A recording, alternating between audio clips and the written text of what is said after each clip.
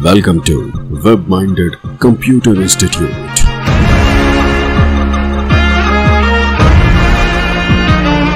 Then like, subscribe and share.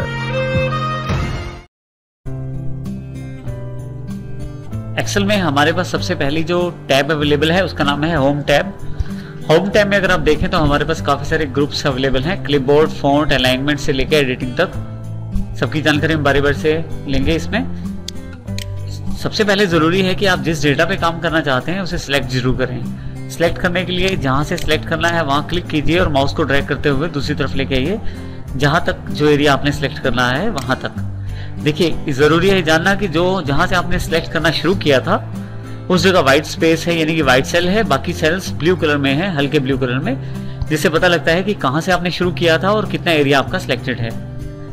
सबसे पहले हम जानकारी लेंगे फॉन्ट ग्रुप की। देखिए, फॉन्ट ग्रुप में आपके पास अगर आप यहाँ जाएं तो सबसे पहले फॉन्ट का ऑप्शन है जिसमें आप डिफरेंट टाइप के फॉन्ट फेस ले सकते हैं।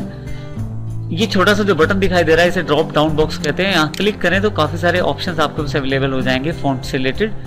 जैसा फॉन्ट आप चाहते हैं वैसा फॉन्ट आप ले सकते हैं। फॉन्ट किस प्रकार का है वो जानकारी आपको ये फॉन्ट फेस वाला ड्रॉप डाउन बॉक्स तो दे ही रहा है। इसके साथ अगर आप अपने डेटा की तरफ देखें तो वो भी फॉन्ट के अनुसार अपना स्टाइल चेंज कर रहा है। तो जैसा फॉन्ट आप चाहते हैं वैसा लेके ओके कर दीजिए। इसके साथ ही दूसरा जो बॉक्स है वो फॉन्ट साइज का है। ड्रॉप डाउन बॉक्स पे क्लिक करें और जैसा साइज आप जितना बड़ा चाहते हैं फॉन्ट का उस पर क्लिक कर दें, वो फॉन्ट साइज अवेलेबल हो जाएगा। तीसरा ग्रो फॉन्ट साइज यानी कि इंक्रीज फॉन्ट साइज, यहाँ से आप क्लिक करके अपना फॉन्ट साइज बढ़ा सकते हैं और यहाँ से कम कर सकते हैं। ध्यान दें जो फॉन्ट साइज का बॉक्स है वहाँ भी साइज बढ़ाते या घटाते हैं तो वहाँ भी ये परिवर्तन देखने को मिलता है। इसके अलावा हमारे पास बी जो कि बोल्ड को प्रदर्शित करता है, बी पे क्लिक करें तो हमारे जो डेटा या टेक्स्ट है वो बोल्ड हो जाएगा। इस तरह से इटैलिक, जिससे टेढ़ा अक्षर हो जाएंगे थोड़े से, और यू से नीचे उनके नीचे लाइन अवेलेबल हो जाएगी। आप चाहे तो यहीं से इन्हें ऑफ भी कर सकते हैं दोबारा क्लिक करके। यदि आप अपने बनाए हुए टेबल पे बॉर्डर देना चाहते हैं तो उसके लिए सबसे पहले आप अपने टेबल को सिलेक्ट कीजिए। जैसे मैंने ये टेबल बनाया है, इसको सिलेक्ट कर लेता हूँ। सिलेक्ट करने के पश्चात फॉन्ट ग्रुप में मेरे पास यहाँ पे बॉर्डर कमांड अवेलेबल है जिसमें बॉर्डर के बहुत सारे ऑप्शंस अवेलेबल हैं। इसमें सबसे पहले यहाँ ड्रॉप डाउन बॉक्स जो राइट साइड पे आ रहा है बॉर्डर कमांड की, इसको मैं क्लिक कर लेता हूँ। तो देखिए मेरे पास बॉर्डर्स कमांड से रिलेटेड काफी सारे ऑप्शन अवेलेबल हो जाते हैं।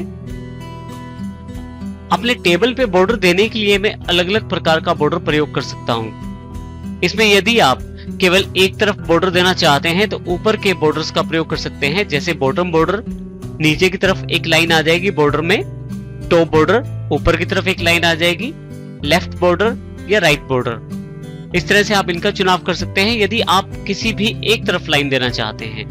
नीचे यदि आए तो आपके पास यहाँ पे ऑल बॉर्डर्स की कमांड है। जैसे ही मैं इसको क्लिक करता हूँ तो आप देखें यहाँ पे यदि मैं अपने सिलेक्ट किए हुए टेबल को डिसलेक्ट करूं अर्थात बाहर क्लिक करूं, आप देखेंगे यहाँ पे कि मेरे टेबल पे बॉर्डर अवेलेबल हो गया है। इसी तरह से यदि मैं इस बॉर्डर को हटाना चाहता हूं तो फिर से सिलेक्ट कर सकता हूं बॉर्डर को, और यही फिर से ड्रॉप डाउन बॉक्स से मैं नो बॉर्डर पे यदि क्लिक कर दूं तो बॉर्डर्स हट जाएगा। इसी प्रकार से यदि आप चाहें तो केवल आउटसाइड बॉर्डर प्राप्त कर सकते हैं जो केवल आपके टेबल के बाहरी तरफ अवेलेबल रहेगा।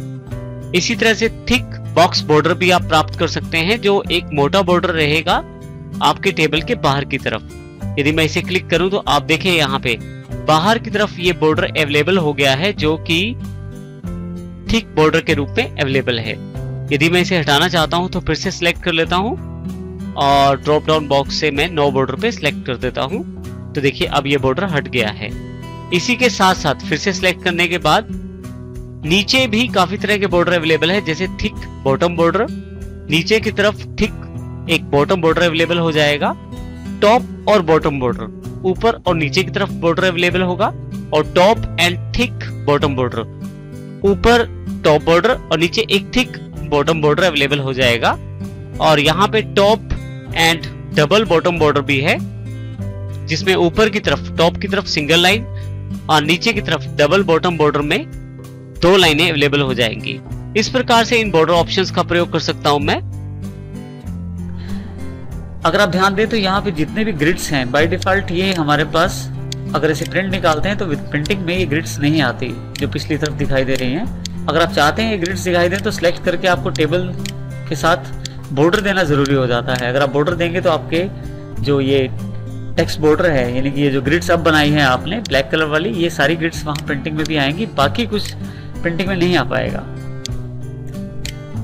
अगर आप चाहते हैं बॉर्डर हटाना तो यहाँ क्लिक करके नो बॉर्डर पे क्लिक कर दीजिए। बॉर्डर के काफी सारे स्टाइल अवेलेबल हैं, आप किसी भी तरह का बॉर्डर स्टाइल यूज कर सकते हैं। अभी मैं इसे नो बॉर्डर यूज कर रहा हूँ।